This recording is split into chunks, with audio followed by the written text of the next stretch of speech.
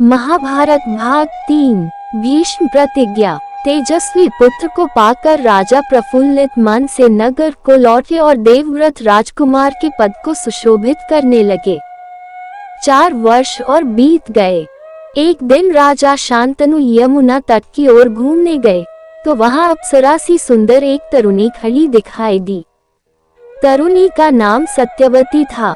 गंगा के वियोग के कारण राजा के मन में जो विराग छाया हुआ था वह इस तरुणी को देखते ही विलीन हो गया।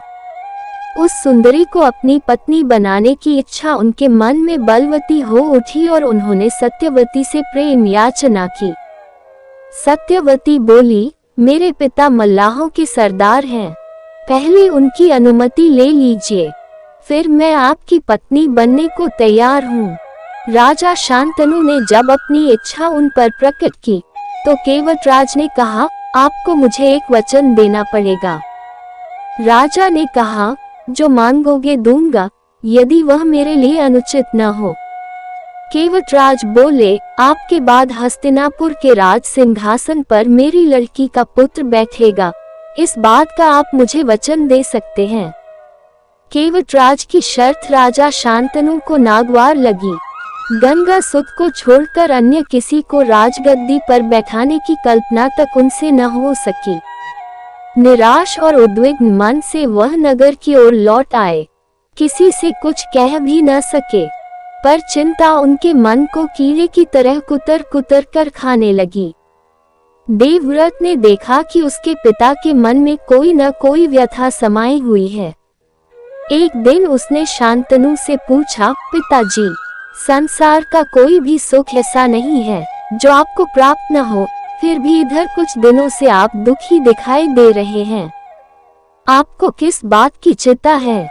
यद्यपि शांतनु ने गोलमोल बातें बताई, फिर भी कुशाग्र बुद्धि देवव्रत को बात समझते देर न लगी।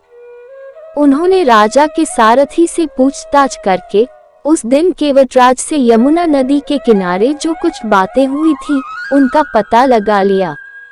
पिताजी के मन की व्यथा जानकर देवव्रत सीधे केवटराज के पास गए और उनसे कहा कि वह अपनी पुत्री सत्यवती का विवाह महाराज शांतनु से कर दें। केवटराज ने वही शर्त दोहराई जो उन्होंने शांतनु के सामने रखी थी।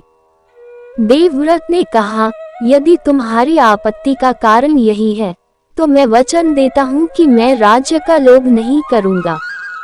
सत्यवती का पुत्र ही मेरे पिता के बाद राजा बनेगा।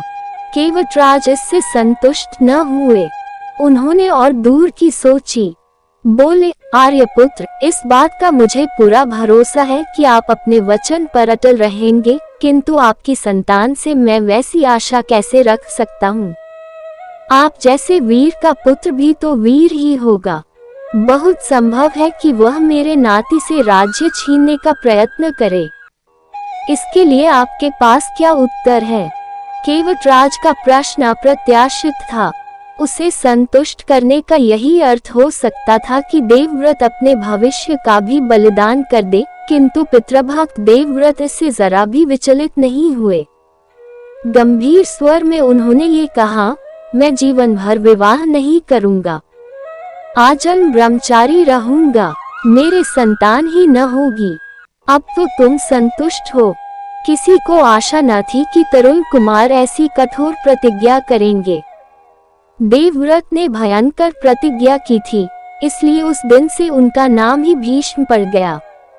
केवटराज ने सानंद अपनी पुत्री को देवव्रत के साथ विदा किया।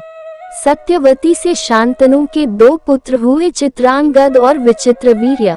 शांतनु के देहावसान पर चित्रांगद हस्तिनापुर के सिंहासन पर बैठे और उनके युद्ध में मारे जाने पर विचित्रवीर्य की 2 रानियां थी, अंबिका और अंबालिका। अंबिका के पुत्र थे धृतराष्ट्र और अंबालिका के पांडु। धृतराष्ट्र के पुत्र कौरव कहलाए और पांडु के पांडव।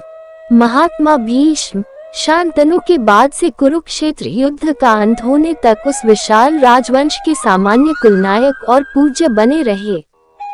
शांतनु के बाद कुरुवंश का क्रम ये रहा। नमस्ते दोस्तों, अगर आपको महाभारत से जुड़ी कथाएं पसंद आ रही हैं तो वीडियो को लाइक करें और चैनल को सब्सक्राइब करें ताकि इस तरह की वीडियो का नोटिफिकेशन आप पे सबसे पहले पहुंचे, ताकि इस तरह की जानकारी आप मिस ना कर पाए। और कमेंट में हरे हरे कृष्ण लिखना ना भूलें।